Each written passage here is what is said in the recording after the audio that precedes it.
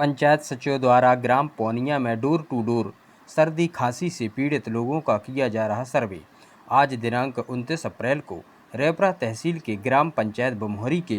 पौनिया गांव में पंचायत सचिव ध्रुव सिंह जी लोधी व रोजगार सहायक द्वारा घर घर जाकर लोगों